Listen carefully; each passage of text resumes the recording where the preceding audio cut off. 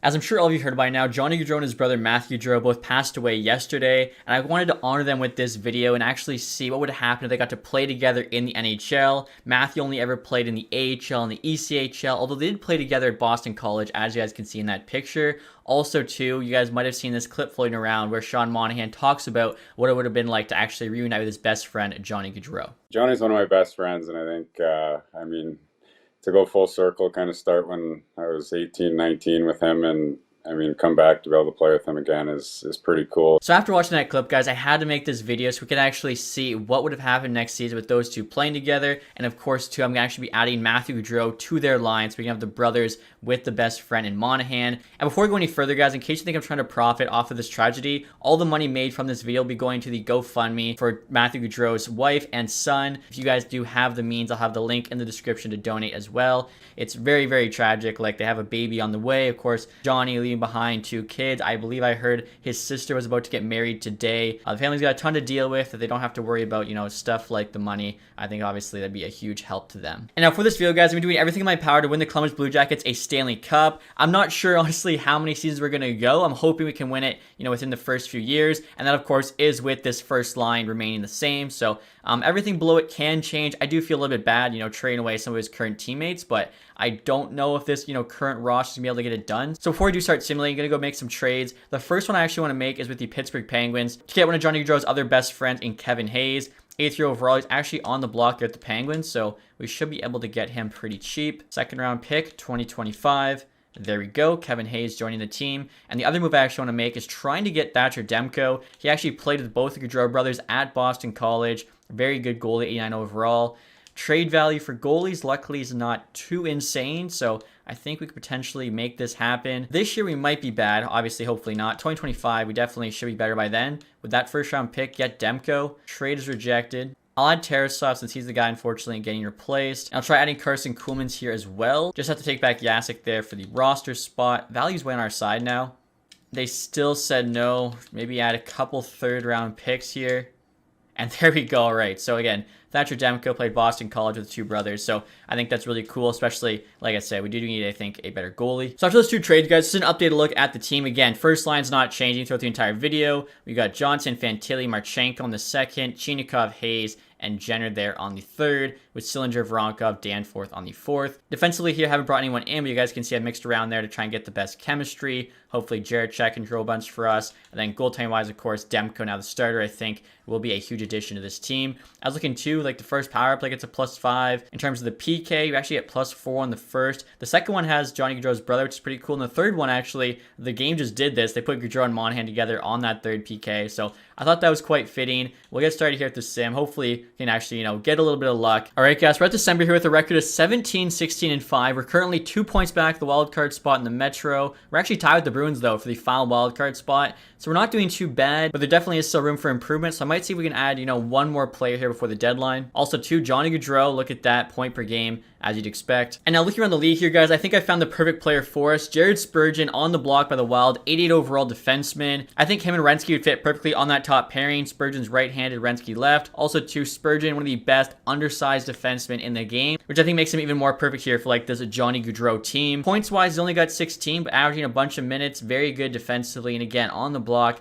we can definitely have him for not too crazy of a price. All right, guys, so I guess we have to trade Matachuk here with Bernie and Provorov for Jared Spurgeon. Again, we're trying to, win fast here. Definitely not trying to do the long haul thing.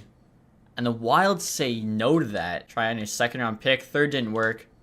And there we go. All right, so a lot to give up there, but hopefully Spurgeon's a bit of a difference maker for us. And look at this, guys. After that trade, we get +5 chemistry with both Renski and Spurgeon on the top pair. Severson Harris on the second with Jaracek and Branson on the bottom. I think that's going to be a big boost to this squad. All right, guys, we're at the deadline now with a record of 29, 24, and 10. Currently on the outside of a playoff spot looking in, but we are right there. We're only 1 point back the Devils for third in the Metro. We're also only 2 points back of both the Canadians and the Panthers for the final wildcard spot. So if we can add, another big-time player here, I think we definitely have the team to get in. Gaudreau still averaging close to a point per game, so definitely at the deadline here, we're going to be buyers. Like I said, we are accelerating this rebuild in Columbus very, very quickly, trying to win a Stanley Cup with the Gaudreau brothers as fast as humanly possible.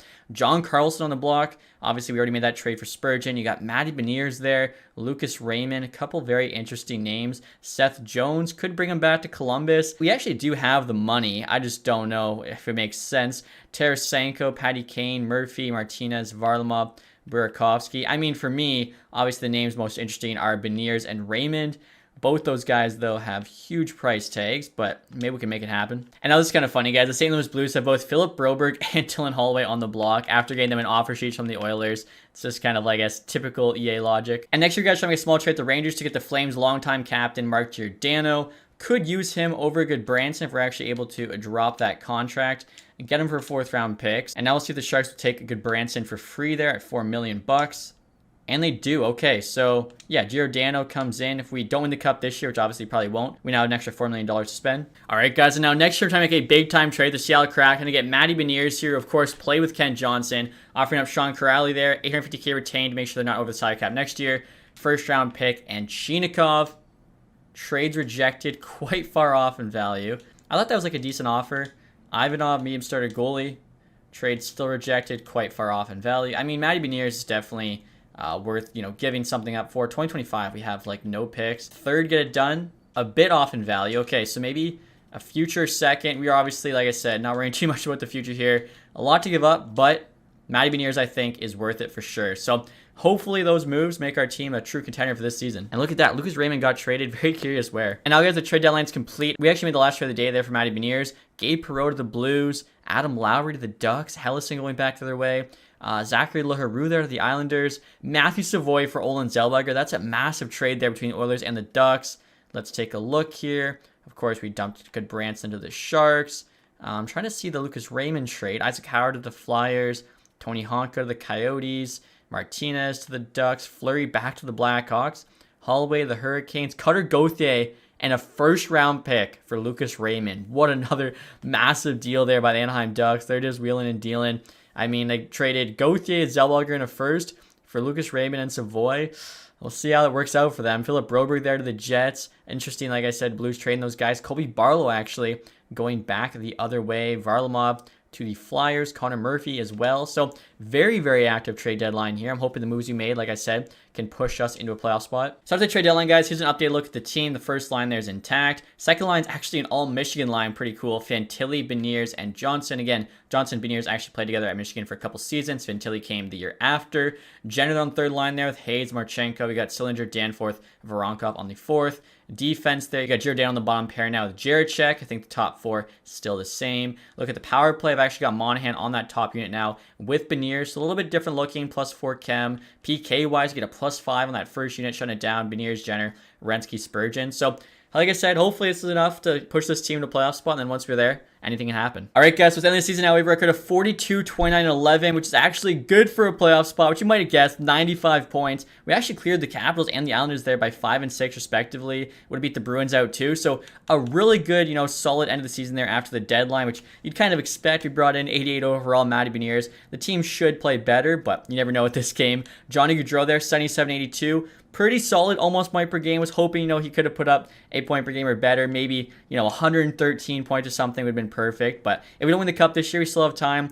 Fantilli and Renski there, 71. That's a huge season from Renski. Monahan, 65. Kent Johnson there. Marchenko, Beniers, Hayes, all 50+. Let's see. Matthew Gaudreau there at 34. Not too bad. Again, this is actually first time ever playing in the NHL, so I think that's pretty solid for a rookie season. Goaltending here, Demko gave us a 903 and a 317. And I look at the entire league here, guys. Connor McDavid put up 126. He's actually got a game left, I didn't realize. Followed by Sid there, Kucherov, Hughes, McKinnon, Draisaitl. Most of the names you'd expect, maybe just a Rat there, a bit of a surprise. McDavid with 61 goals is also good for the Maurice Richard. Defensive scoring, Cale Makar, 100 right on with a game left. Goaltending stats, let's see. Joseph Woll popped off for the Toronto Maple Leafs. Now, wins for a starter looks to be, I guess, Justin Wolf there at the Flames. Good for him, 915. 41 games played. I don't know if it's quite enough, but if it is, he also had, pretty good goals against, 282. And then rookie skaters here, guys. Fantilli might win the Calder. Oh my gosh, I think Chicago Blackhawks did that stupid thing again where they sent Connor Bedard down to juniors because, yeah, I don't see him, but that means we're going to have a Calder winner. In terms of the entire league here, guys, you got the Oilers there finishing first. The Calgary Flames actually got fourth. So, yeah, they were definitely playing for Gaudreau. They don't usually sim that well. We got 10th there. Also, New Jersey, which is where he's from, got 7th. So, pretty cool to see, like, all those teams related to him making the playoffs. I guess Philly, too. I think he was, like, an Eagles fan. Unfortunately, they don't get in, but still, I think, the main teams there did. So we'll see who we play here in the first round. Like I said, hoping for a Cinderella story here. It would be perfect, but we're going to have the Penguins there in the first round playing against, Sid the Kid, Malkin, Carlson. It's going to be tough. Here you go, guys. First 2 games are in Pittsburgh. We get a 4-2 win. Let's go. And a 6-5 OT loss. We'll take that. Head home now. Nationwide Arena, 4-0 loss, 5-3 win. I mean, 2-2 is not bad.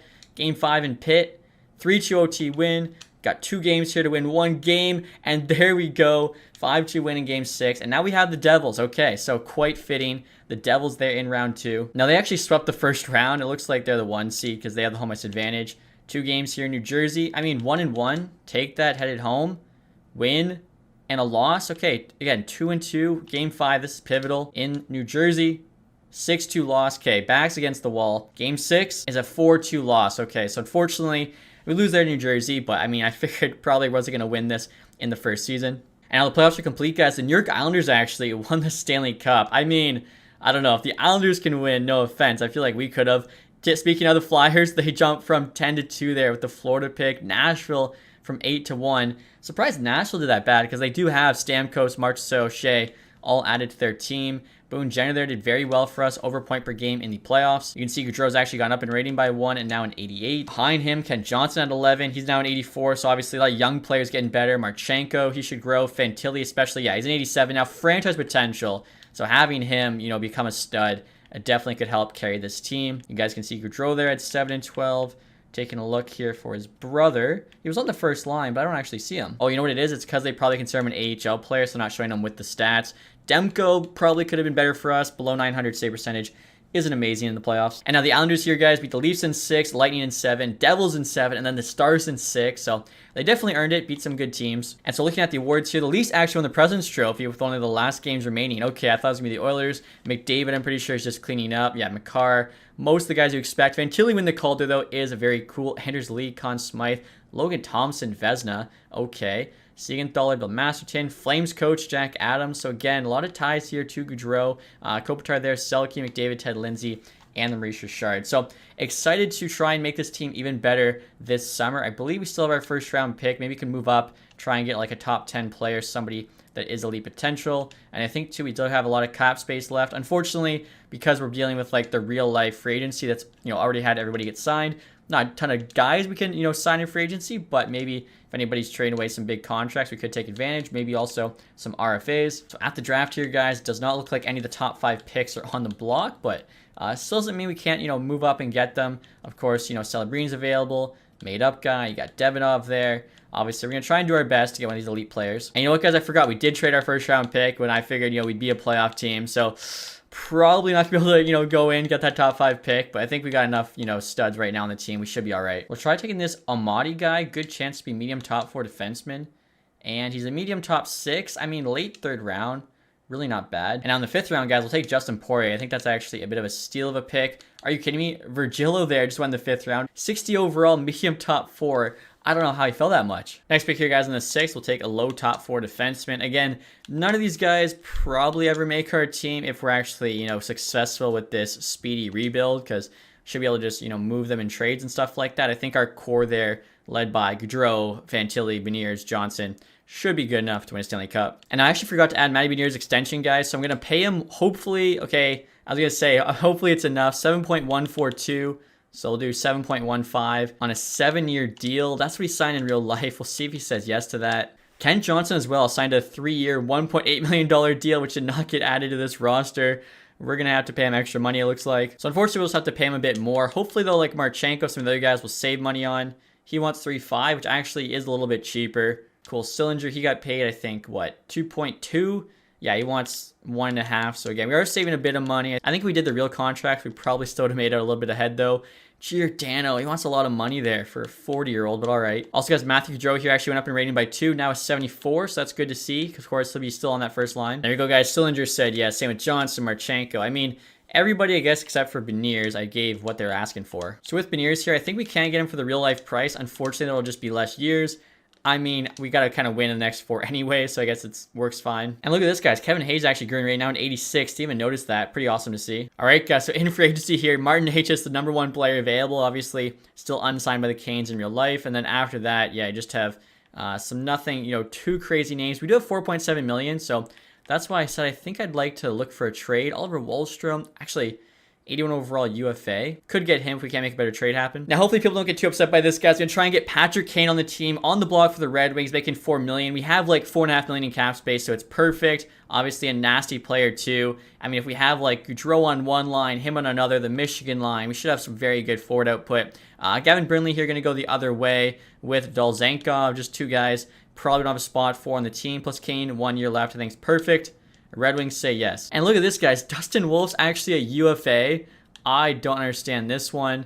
Try and sign him to 1 year there at 1.4 just because elite potential goalie, you got to. And unfortunately, Wolf there signs with the Wild, but I can't believe Flames let him go. All right, guys, well, let's start season 2. As you can see, Patty Kane's popping off. 14 points in 6 games. Hopefully, he can keep that up throughout the regular season. Now, one thing I actually forgot to do beginning of the first season, and that was actually make Johnny Gaudreau the captain. I'm sure Boone Jenner would be fine with it. Again, this is, a video for Johnny Gaudreau. I think we'll also have to take the A off Renski there and actually give his brother the other A. Also, just changed Veronkov's number. I noticed Matthew Gaudreau normally wears number 10. It was not. So we'll get that fixed. Hopefully now, I don't know. That gives the team a boost. Johnny wearing the C, Matthew wearing the A. I'll show you guys what the lines are looking like. Is it a Stanley Cup winning team? I don't know. Maybe if we get lucky, like the Islanders won it last year, you can see that first line's still the same. If it's, not going too well, maybe we'll mix it up. Because, like, they're still on the same team, even if they're not on the same line. The second line, though, Beniers, Fantilli, Kane, obviously working well. Kane averaging over 2 points a game preseason. Marchenko, Hayes, Johnson, Voronkov, Jenner, Sillinger.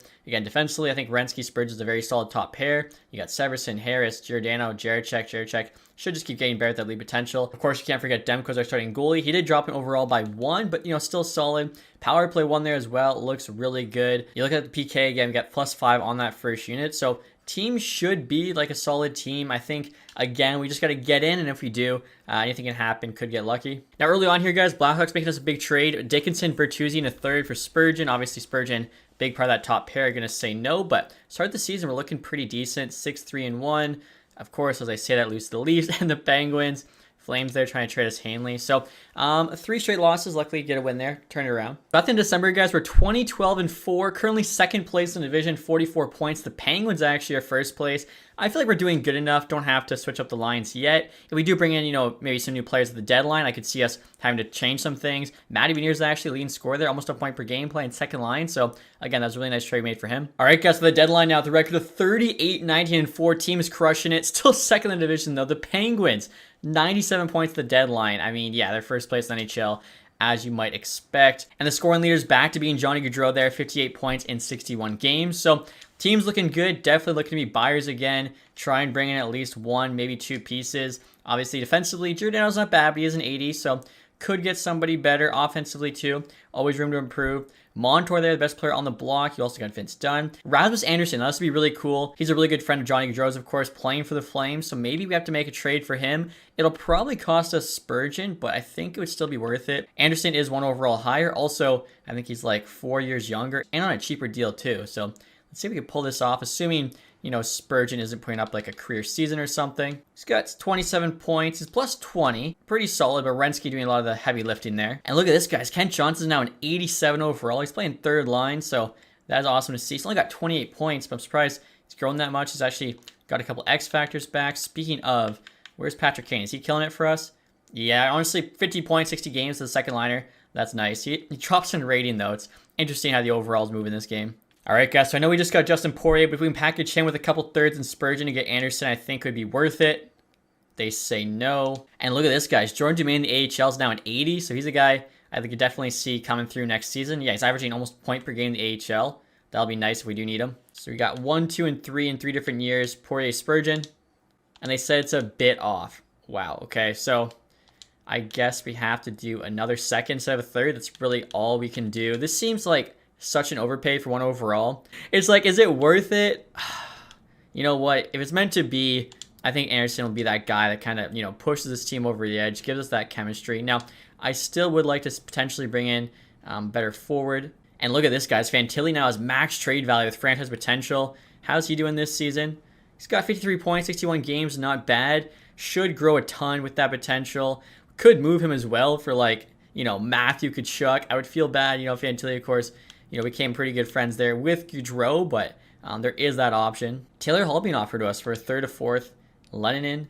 What is Taylor Hall's rating at this point? 84 overall, but he's having an unreal year. He's got 56 points. 84 overall, though, probably not worth it. And now I doubt the Sens go for this guy. I was going to try and offer Marchenko and 2 firsts for Brady Tkachuk. Not quite as crazy value as Matthew, and obviously still a friend of Johnny Gaudreau's. There's that famous clip of him with Gaudreau on his shoulders. $8.2 million for the next 4 years. 90 overall, power forward, elite potential. See what the Sens say.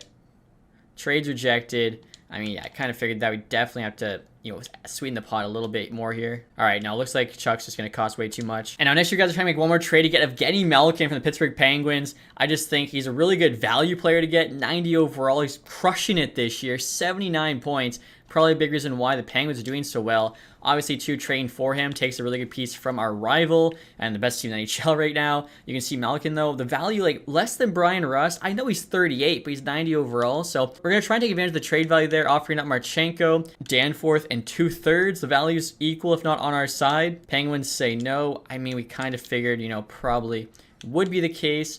Do we have any second-round picks still to give up? I know I've been slinging picks like crazy, but obviously I'm trying to keep most of the core together here. Add a second instead of a 3rd. Still rejected. They said the value on the table is still just too far off. Maybe a 4th rounder. And there we go. Okay, so 2nd, 3rd, 4th, Marchenko and Danforth. All of a sudden we got Evgeny Malkin on the team. Is he just going to be a super 3rd liner? I think at 90 overall he's got to play on that 2nd line. So got a lot of options now. Maybe we'll actually have to break up the 1st line. I'm not exactly sure, but again, I think taking him from the team that's doing so well, hopefully, Penguins, when we meet up with them, it's a bit of an easier matchup for us. You guys can see, of course, Record McGroarty now on the team. And I forgot to show you Marchenko. Big reason why I trade him. Wasn't doing too great this year. 13 goals, 7 assists, minus 11. So, yeah, hopefully Malkin can come in and be a difference maker for the team. And now looking around the league here, guys, Esa Lindell's available. 85 overall, 1 year left at $5.8 million. I mean, he'd be a really big upgrade on Giordano. 5 over, I think actually 6 overall higher now. 5-star physical, 4-star defense. Try and get him 50% retention.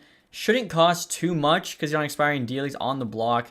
The value wasn't really too crazy. I'm thinking an average prospect and a pick. We really, again, don't have too much left to trade as we have been going for it so hard, trying to speed up this rebuild. Obviously, Columbus in real life going to be taking a lot longer than we are. So if you're going to try and speed up a rebuild, it's going to cost you. Try to do a couple prospects there and then a 5th rounder. I don't know. Would this get it done? Trades rejected. I mean, it didn't actually look that far off. Let's try 4th rounder, and then we'll also give up our 7th this year. And there we go. Okay, so Esa Lindell on the team, Evgeny Malkin, Rasmus Anderson. Hopefully those changes are enough to make us a contender. All right, guys, so the trade deadline's now complete. Like I said, I think we were pretty active. Hopefully it works out for us. You got Chandler Stevenson actually returning there to the Vegas Golden Knights. Anton Silayev, who Vegas got at some point, now on Seattle. Interesting. Let's see. Cole Eiserman to the Capitals for John Carlson. That's a big-time trade. Sam Steele there to the Sabres. Kuzmenko to the Preds. Taylor Hall returns to Buffalo. Let's see. Christian Kyrie to the Canucks. Burakovsky to the Sabres. So they're pretty busy. Alexiak to the Lightning. Gauthier going back the other way. Ryan Suter to the Lightning. Let's see here. Trevor Moore to the Avs. Brandseg Nygaard to the Canucks. Red Wings apparently had already traded him because he's coming from Ottawa. Speaking of the Red Wings, they get Michael Benning. Gustafson there returns to Florida. Edmondson to the Jets. Deneau to the Wild. Toivu Teravainen to the Capitals. And you got the Penguins there getting Luke Schenn and Nick Blankenberg. All right, so pretty active trade deadline. Definitely not as big a trade as last year, but a lot of teams that can move. You can see all the blockbuster alerts there. And again, Malkin, 79 points right now in 62 games with the Penguins. Hopefully can continue some of that on our team. I'm thinking kind of like a Joe Thornton-esque season when he went from Boston to San Jose. And now after the trade deadline, guys, we're going to get a good updated look at the team. Unfortunately, I had to switch the lines up just to give us, the best chance of actually winning the Stanley Cup. So going top heavy, we got Johnny Gaudreau there playing with Fantilli and Malkin. Basically, our best players. Again, Fantilli, the franchise potential. Malkin's a 90. Gaudreau plays a lot better than 87. It's probably just because his physical stats there are pretty low. You got Johnson, Beniers, and Kane on the second line. The entire top six now gets a +5. You got Matthew Gaudreau playing with Hayes and Monahan on the third, which is obviously still a pretty cool line. Both those guys are really good friends with the Gaudreau brothers. Then you have Veronkov, Jenner, Sillinger still as our fourth line. I was looking at it too. They actually have crazy plus-minus, so they're doing amazing on that fourth line. Also, too, guys, in terms of just like the stats, I was looking at Matthew Gaudreau. So he's 138 pounds. Johnny Gaudreau here is 165. If you look at pictures of them, they're clearly like, pretty much the exact same size. So definitely Johnny Gaudreau had some pucks in his pants on weigh-in day. He's definitely more than 130s like his brother. Now, in terms of the defense, guys, you got Renski Anderson on the top pair with the +3. Not as good chemistry, but again, Anderson's 89. I think that'll be sick duo. Severson Lindell in the second pairing, also very solid, both 85s. And then Harris Jaracek, like that gives us a very good D-depth. Goaltending wise, Demko's got 907 on the year. So I think overall, team's looking good. And of course, I made sure to add Malkin to that first power play, as right now I think he's like one of the highest scoring players in the league. So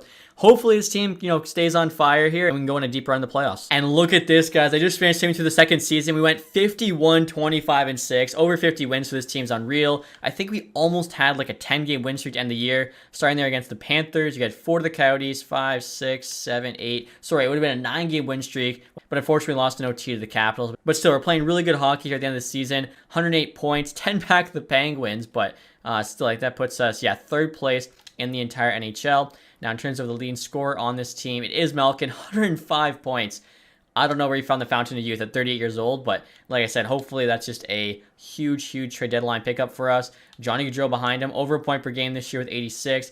Fantilli, 79. Franchise potential just keeps getting better. Werenski, 74 as a D-man. If Cale Makar doesn't just go Bobby Orr, maybe Werenski could even get the Norris. Beniers, 69 is nice. Kane, 68. Monahan, close to 60. Anderson, 55. Actually, we should take a look and see how these guys did with us. So Anderson, 10 and 21. Not too bad. Kent Johnson, 44. You'd like, probably a little bit more. I should mention, too, I forgot when you're looking at the lines, Mark Giordano now just kind of along for the ride. He is scratched, but, he's still like the team dad, so good moral support. I'll take a look here at Malkin, 26 and 21 with us. So, yeah, definitely cannot complain. In terms of the goaltenders here, Demko, 906, whereas Lincoln's number's not that great. He is making 5.4. If we don't win the cup this year, maybe look to trade him this summer because obviously $5 million for a backup. It's a lot of money. Like, I know, he's a friend of the team and stuff, but I don't know if we can afford that. McDavid, 126. You got McKinnon, Pasternak. I mean, Cale Makar, 119. Oh, my goodness. Malkin, though, does make the first page. Pretty cool. Goals there, Pasternak, 64. Defenseman here, obviously, it's Makar. It's Yossi with 101. Bouchard. Brandon Montour's on the block, 82 points. That's actually kind of nuts. Goalies, most wins there is Skinner, Wool. Demko third, the best save percentage. Jari, though, 914. My goodness, that Penguins team probably has, best goals against there at 277. And then finally, you guys looking at rookie skaters. Connor Bedard, 103 points after sitting out for whatever reason last season. 94 overall his rookie year. I mean, maybe that's why the Blackhawks did it, because do they get an extra year out of him? They do, so I don't know. Maybe like the AIGM's actually kind of big-brained here, playing 40 chess. They give Bedard an entry-level contract with a 94 overall for 3 years. That is ridiculous savings. Shane Wright, point per game, huge season. Celebrini with the Preds. Okay, so actually some pretty cool results. And like I mentioned, guys, we finished third place there in the entire league with 108 points. Really cool to see, the Blue Jackets playing this well. In the first round, guys, it looks like we'll have the Capitals, who we beat by 18 points regular season, 51 wins compared to 43. Obviously, doesn't mean much. Once the playoffs start, anything can happen. Now, quick look here at the Capitals. I mean, aside from Teravainen, which we already knew about, their team looks the same. I guess they did trade away John Carlson, which should help us out. They got Logan Thompson coming off a Vezina Trophy season as their starting goalie, but still, I believe in the squad. First 2 games here, guys, are at home, and we get a 5-4 win and a 5-1 win. Let's go. 5 goals in each game. Pretty good goaltending play in that second game. 7-4 win. Team's just on fire. No sweep there against the Caps. At home, game 5. We do pull it off with a shutout from Demko. Things you love to see. In the second round, we have the Florida Panthers. No way. So I think, the Penguins got eliminated by the Panthers. Are you kidding me? So the juggernaut Pittsburgh Penguins are gone. Kent Johnson, 10 points, 5 games in the first series. What? The dude just put up like a quarter of his regular season points in 5 playoff games. That is crazy. And so the Florida Panthers here, guys, of course, still a very good team. Verhaeghe, Barkov, Reinhart. You got Kachuk on the second with Bennett. Couple of former Flames, Rodriguez, Lesterainen, Lundell, only 83. Samoskevich, Phil Kessel, Asplund, Nosek. Defensively, Forsling, Ekblad's their top pair. don't really have much behind them. And then in terms of goal, of course, Bobrovsky's still there and Knight's backing him up. Bobrovsky's down to 85. So this team's definitely beatable. All right, guys, we got home ice advantage again here against the Panthers. First 2 games, 5-1 loss in game 1, 4-3 loss, not ideal. Hopefully we can at least win 1 in Florida. We actually win both. 6-3 win, 6-5 OT win. Headed home for game 5. Another win. Okay. Game 6, a loss. Game 7, winner moves on to the conference final. And it's us. Let's go. And we got the Boston Bruins, actually. So how fitting is that? The Gaudreau brothers, of course, played their college hockey there. Kent Johnson continues to kill it. 18 and 12. And now looking at Boston here, guys. First line, Marche and Lindholm Pasternak's pretty nice. Second line, not too bad. They got Zaka there in the bottom 6. Zadorov with McAvoy in the top pair. Peak there, former Blue Jacket. They've actually got pretty good defensive depth. Goaltending, Swim is an 89 overall, so best goalie we've played yet. I think the only goalie actually better than Demko so far. It's definitely going to be a tough matchup here. Winner, of course, moving on to the Stanley Cup final. Probably just continue to sim game by game so it doesn't take too long. 3-1, game 1, let's take that. 4-3 OT loss. I mean, that was close. We have home ice advantage again, so in Boston for game 3 and 4. Back-to-back 3-0 losses. Are you kidding me? Game 5, 3-2 OT win. Okay, game 6. 4-1 win. This is too close. I am kind of shaking here. All right, game 7. Winner, Stanley Cup final. Let's go. And we're up 3-0. Werenski, Kane, Anderson. And still 3-0. 4-1. Johnny Gaudreau, who else? With the put-away goal, puts the cherry on top. We're headed to the Stanley Cup final. I saw, too, is the Oilers versus the Avs. And the Oilers won it. So, okay, this was meant to be. Johnny Gaudreau gets a chance to knock out the Oilers after they knocked him out in the Battle of Alberta back in 2022. Johnson there, still our leading scorer. He's got 21 in 19. As far as I know, the Oilers team should be the same. Only trade I know they made was that Savoy for Zellweger one. So take a look here. First line's insane. 96, 97, 90. You got Nuge there's also a 90. Like, come on. You can see Skinner, Arvidsson are still playing for them as well. Defensively here, Ekholm, Bouchard is down 92. Shattenkirk they signed, Nurse, Kulak, Emberson. They actually don't have Zellweger playing. Skinner starting. And yeah, Zellweger's scratched. So interesting. So is Podkolzin, who of course they just traded for. So here you go, guys. This is what we've been waiting for. Edmonton Oilers Stanley Cup final. Like I said, can't write it better than this. They've actually got the home ice advantage. I think it's the first time we don't. Game 1's going to be in Edmonton here. They're 12 and 4. We're 12 and 7 in these playoffs. First period, they're up 2-0. All right. 4-1, Anderson for us. 5-3, we make it a game. Boone Jenner, Johnny Gaudreau, unfortunately, still take the L, but a lot of series left. If we can at least win one of these games in Edmonton, I'd be happy with that. I think we head back to Columbus tied 1 apiece. We're in a very good spot. Game 2, got to win it for that to be the case. 1-0 early, Severson. 2-0 now, Kent Johnson. 2-1, we hold on. McDavid, not going to be enough. So exactly what I was talking about. 1-1 series, headed home to Columbus. I feel like those fans would be going crazy. First ever Stanley Cup final appearance. Here we go, guys. Game 3. And 2-0 lead for the Oilers. Okay, 3-2 now. Malkin, Severson. All of a sudden, we got a game. And 5-2. Draisaitl gets 2. I think that might have been a hattie for him. All right, so no 3-1 series lead. Got to win this one, though. Make sure this thing stays tied. First period now, guys. Game 4. 1-0. Malkin. Second period, no scores. And 3-2, we hold on. Anderson, Harris. And you guys can see we got outshot big time. 37-21. Demko, though, stood on his head. So series is tied 2 apiece. All of a sudden now it's a best of 3 to win the Stanley Cup. I'll take that all day. Game 5 here in Edmonton. First period, Oilers are up 2-1. Beniers for us. 3-2. Fantilli, Ekholm, come on. 6-2. All right, so the third period didn't go how I hoped, but we still got 2 games left. We've won 2 games in a row many times during the regular season. Why not do it now? I think, playing this first one at home, definitely good chance to take it. And 2-0 for the Oilers. 2-1. Come on, third period. 3-3. Let's go. Kane, Malkin, Perry for them. OT hero. We need one. And we get it. Malkin power play. What a trade deadline pickup. So all of a sudden, Game 7, Stanley Cup final. This is what you play for in Edmonton. Hostile territory. That's all right. Let's go in there. Let's win this thing. First period. And 0-0. 14-4 shots. Oh my goodness. Second period. 3-0. Fantilli, Kane, Anderson. Resume simulation. Shut it down. Oh god. Okay, Nugent Hopkins makes it 3-1. Roach shooting them by 10 still. Power play for the Oilers. Power play for us. About half through the period. Beniers gets one. That was actually even strength. Past the halfway point now. 7.5 to go. 6.5. Zach Hyman makes it a game 4-2 with 5 minutes left. And, okay, minute to go. 4-2 game. We should be all right here. Werenski actually top player on this team. Love that stash. Let's see how the ratings break down. We got 96, 87, 87.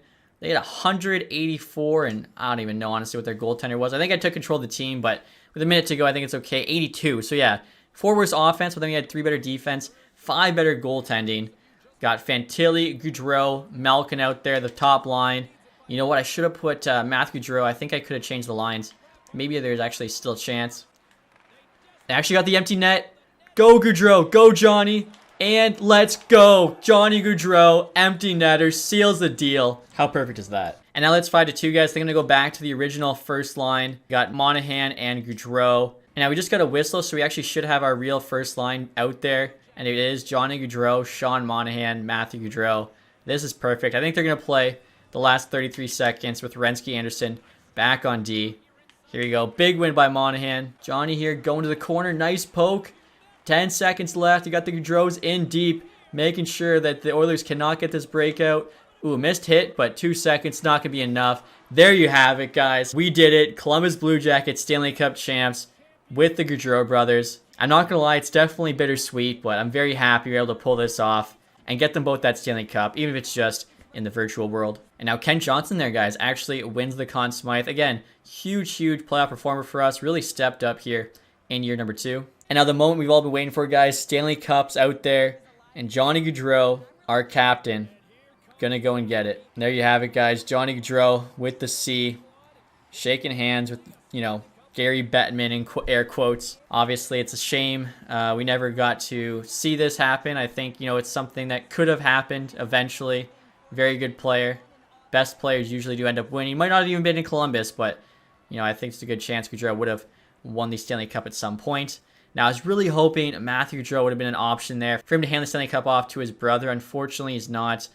We also don't even have Sean Monahan there. I guess Adam Fantilli, I think he's like a young kid he took under his wing. We'll give the cup to him. And then next year, guys, we'll give it to Kevin Hayes, who I just realized does not have a game phase because that doesn't really look like Kevin Hayes should look.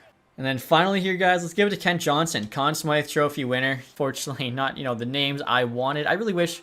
they're putting up like 8 names to choose from. I'm not even sure how they decide. At that point, just have the entire team available, let you choose. But still, got it done. In fact, we got it done in 2 years, too. We got lucky because did not have a lot of picks left. And right here, guys, of course, you have the Stanley Cup pick.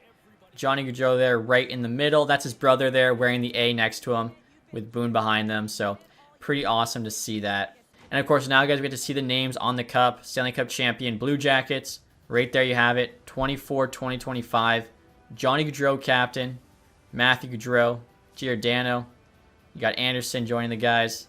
Kevin Hayes. Sean Monahan. So I hope you guys enjoyed this video. Like I said at the very beginning, this was to honor Johnny and Matthew Gaudreau's legacy. And I think we did that.